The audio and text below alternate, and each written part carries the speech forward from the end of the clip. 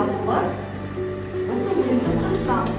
Мына өлеңді сіздер құрастырасыздар. Қандай өлең шығады деп бәріміз қане ат салсаңыз, иә?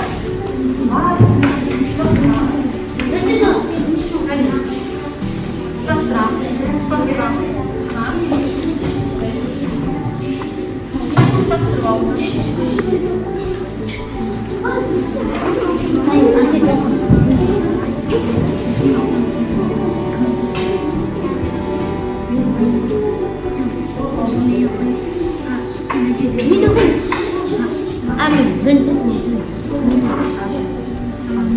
Құрастырдық па балалар?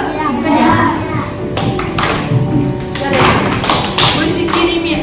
Бірінші топ, екінші топ, бізде үш топ бар, иә? Бірінші топта бастайық. Сіздерде қандай өлең шықты? Тақпай бақтан бар. Сіздерде қандай өлең аты? Қыз. Және сіздерде? Әсем Фатима әділген. Балалар, кімнің өлеңдері екен? Балалар, ендеше біз бүгін қандай тақырып өтеміз? Абай туралы өтеміз, иә? Керемет. Балалар, бүгін мен сізге абай туралы керемет тақырып алып қараңдар. Шын хәкім сөздің асыл баға жетпес, бір сөздің 100 жыл жүрсе дәмі өтпес. Керемет, иә, балалар? Керемет етіп. Енді қарай, абай есіңізге түсіріп, абайдың суретін көріп тұрмыз, иә? Абайды біз тек қана елі емес, оны дүние жүзі таныған дара тұлға, иә? Ал енді қарай, абай кім деген сұраққа жауап берейікші? Абай кім? Абай ақын. Ең сұлу аудармашы. Эльвира. Ұлы ақын. Аудармашы тағы да. Жазушы тағы да. Ернұр айтамын. Композитор өте керемет тағы да. Кім айтады? Ұлы ақыны тағы да. Кім айтады? Енді кеттік ал. Балалар, енді абайдың кім екенін танып болса, абайдың біз бір-бір жаңа алдымызға берген өлеңдеріміз бар ғой, содан бір-бір шумақ айтып шықсақ, иә?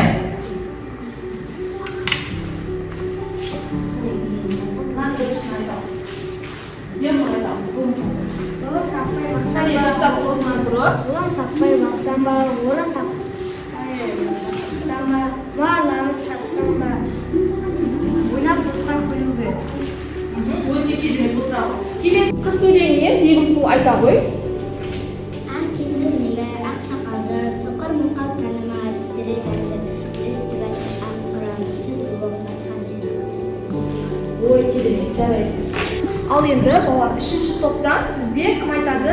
Эльвира айта ғой. Әсембаз болма, әлемге өнерпаз болсаң, арқалар сенде бір үстінеде кетігін сақтап арқалар.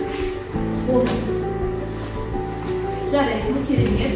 Балалар, бұл біз үш өлеңде не түйдік? Ғылым таппай мақтанба. Ғылым таппай мақтанбада бізге абай білім, ғылым туралы айтқан, иә? Ал қыс мезгілінде балалар не туралы айтқан? Қыстың, яғни ол қыс кезде табиғат аясында болады жағдай, иә? Қыс дегеніміз бұл не? Не деп айтуға болады мысалы? Мезгіл, жыл мезгілдері. Жыл мезгілдердің ішінде абай қандай тағы да өлеңдер шығарған?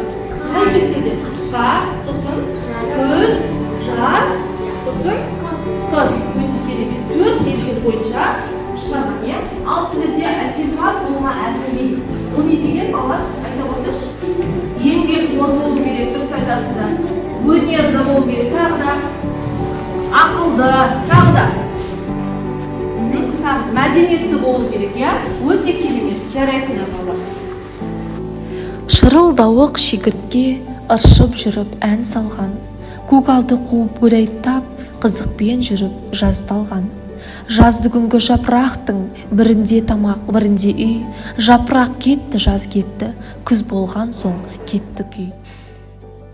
Жылы жаз жоқ, тамақ жоқ, өкінгеннен не пайда, суыққа тоңған қарнашқан, ойын қайда, ән қайда. Оны менен тұрмады, қар көрінді, қыс болды, сауықшыл сорлы бүкшейді, тымақ қиын іс болды. Секіру қайда сүрініп, қабағын қайғы жабады, саламда жатып дән жиған, құмырсқан іздеп табады. Селкілдеп келіп жығылды, аяғына басыра. Қарағым, жылыт, тамақ бер, жаз шыққанша асыра. Мұның жаным сөз емес, жаз өтерін білмеп пең? Жаның үшін еш шаруа ала жаздай қылмап пең? Мен өзіңдей шаруашыл, жұмсақ үйлеу үйліле. Көгалды қуып ән салып, өлеңнен қолым тиді ме? Қайтсын қолы тимепті, өлеңші әнші есілер, ала жаздай ән салған селкілде де билей бер. Балалар, кеше біз жаңа құмырсқа мен шегіртке мысалында шегірткенің және де құмырсқаның қандай жақсы және жаман жақтарын білдік. Соны мен сіздерге постер қорғауға осындай плакат беріп, осы шегірткенің үстіне өзінің қандай қасиеттері бар екенін жабыстырамыз, және де құмырсқаның үстіне қандай өзінің қасиеттері бар екенін жабыстырамыз.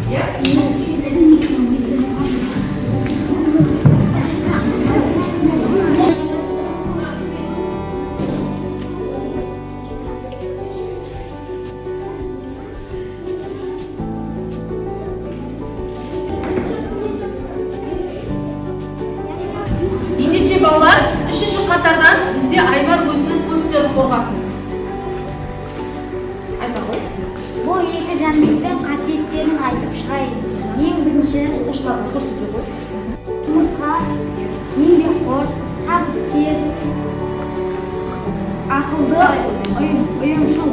Өте дұрыс. Сосын Және шегіртке еріншек, басқа пайдасын білмейді. Жалқау, құмар. сау құмар, өте дұрыс. Балалар, осы постердің барлығы дұрыс па? Өте дұрыс. Және де бүгінгі біздің Крыловтан Абайдың аударған мысалын жаңа көрініс қылып көрдік, оны жақсы түсінген екенсіздер. Жарайсыңдар балалар. Балалар, енді біздің келесі тапсырмамыз суретті ребустар деп аталады. Бұл жерде Абайдың қай өлеңдері жасырылғанын табуымыз керек. Бірінші, бізде қандай өлеңі жасырылған? Айта ғой, Әсел. Бірінші ребусы желсіз түнде жарығай. Өте дұрыс, керемет. Екінші өлең кім айтады? Сырым айта ғой.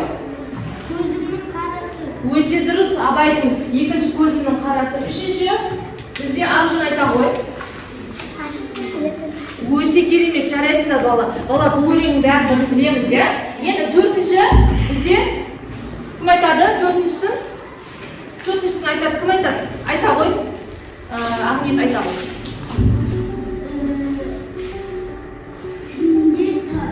Қараңғы түнде дұрыс, тау қалып, өте керемет, жарайсың, отыра ғой. Бесінші, бізде суретті ребусты кім шешеді? Бегім Сұлу айта ғой. Өте керемет, балалар. Біз суретті ребусымызды шешіп алып, енді осының ішіндегі көзімнің қарасы өлең бірге шықпаймыз ба? Ендеше бәріміз орнымызға тұрайық.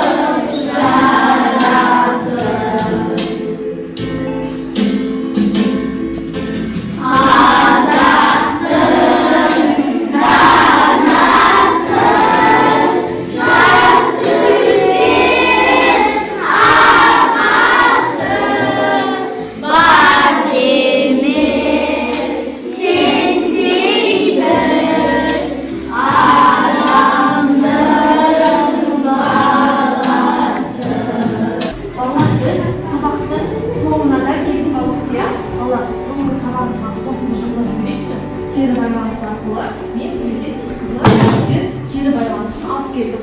Мына әріптерді қазір әрқайсысына таратып беремін. Осы әріп бойынша мен сіздерге сұрақтың жауабын осы әріптің атымен айтамыз, иә?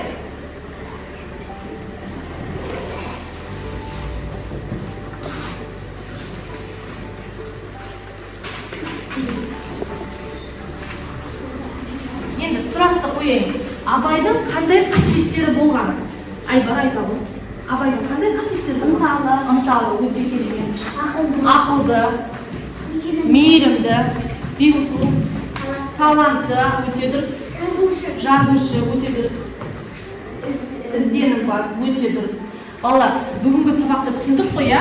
Түсінсек, өте керемет болды ма сабақ? Сынып сағатымыз өте керемет өтті дейді деген ойдамын, иә балалар? Ендеше бүгінгі сабақтан жақсы әсеріңізді алсақ, бүгінгі сабақ өз мәресіне жетті. Келесі кездескенше сау